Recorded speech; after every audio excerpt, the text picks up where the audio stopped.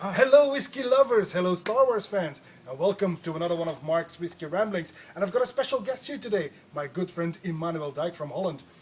As you may know, Emmanuel was part of the crew that I led restoring the Lars Homestead in Tunisia in 2012. And to celebrate the successful conclusion of that restoration, we decided to bottle a whiskey, which was the Bruichladdich 20-year-old that we decided to bottle, the first one. And it was so successful that we decided to make it a liquid trilogy. So after the peaty Bruichladdich, we also had the very subtle and almost feminine Auchentoshan 24-year-old. But now, to conclude the Save Lars Whisky trilogy, we've got this third and final cask. And it's a cask that was selected. It was found by Manny. Hence, he gets to star in this little video as well. Yeah. So Manny, Balmenach, how did you go about finding this exclusive casks? Yeah, well, I wanted something special. In the end, it is the final one. And like myself, I wanted to have a oddball kind of whiskey. Something different, something... Well, let's keep the word different, shall we? And the Balmenach, well, you won't find it as a official distillery bottle. No. It's mostly used in blends and just an independent bottling.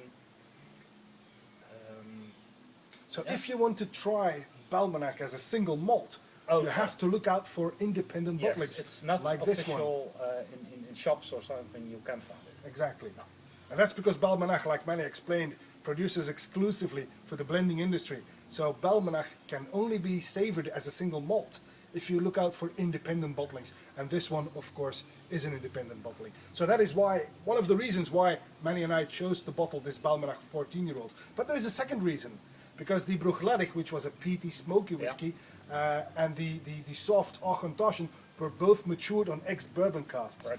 But this Balmenach is something different. What is it matured This is on? a sherry refill. So it's different than the previous two. It's fruity, it's a typical space cider, well balanced, and you can smell it. It's a fruit bomb. It's Exactly. really So this is a refill sherry cask. So Yes. previously it held sherry before the spirit of Balmenach went inside, and it matured for 14 years. So the spirit was put to the cask in 2001, and after 14 years we bottled this. It's bottled at cask strength, right? Yes, cask strength. 50.2% ABV. So it packs a little bit of a punch, but as you will find out, it's not too spicy. No, it's quite smooth actually. Yeah, it's And balanced. that brings us immediately to the tasting notes Oh, yeah. of this Balmenach 2001. And on the nose, it is very sweet from the get-go, but very smooth as well. The first whiff that I get is quite peppery and strong, but afterwards, by the second whiff, it settles down a little bit and it becomes very smooth, very sweet malt. Yeah. Loads of butterscotch in there. It is quite nice. It has a sharp edge, but just a little bit in the beginning, and then afterwards just candy and fruit. Exactly. Basically, Yeah. that's what you get on the nose. I get some white fruit, some banana, but also some pineapple. And as it breathes, it kind of evolves towards the dried variety, the candied variety. Yeah, it This is a very nice nose indeed. Yeah, that's one of the reasons I like it. It's very pleasant. It is. Easy access. It's nice. On the palate then. Now mind you, 50.2% ABV. There you go. Cheers, buddy.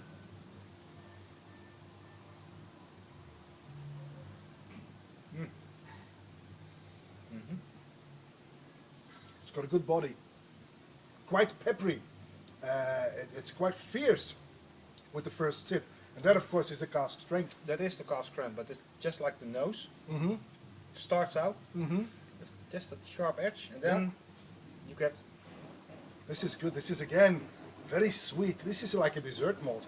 It's very sweet on loads of butterscotch and then some white fruit, some pineapple again. Not as much banana as I had on the nose. And some citrus kicks in. Yeah, I get some grapefruit and lime. Yeah, the zesty part is in the background. And it remains a bit peppery. This is quite nice. On the finish then.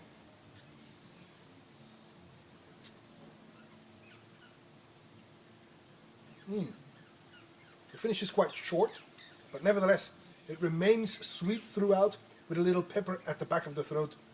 A peppery bite at the death. This is quite nice. Yeah, but there's also a kind of, how should I call it? Metallic? It's like R2-D2 poured it on Jabba's sail barge. You're right, that's it. So some silver polish. Well, anyway, this is a lovely conclusion of the liquid trilogy that we made, and I think this would do well in Chalmund's Cantina on Mos Eisley. Oh yeah. So thank you for discovering this cask, Emmanuel, and thank you for allowing us to. Thank you for joining me in this liquid adventure. Thank you. This is the third and final edition of the Save Lars Whisky. So this is the end of an era, the end of a chapter for us, and this is a worthy conclusion of the Save Lars Whisky project, bottled in honor of the restoration project that we did in Tunisia. We hope you will enjoy the whisky as much as we do, and that's all for now. And see you again at one of Mark's Whisky Ramblings, and until then, may the malt be with you. Bye-bye.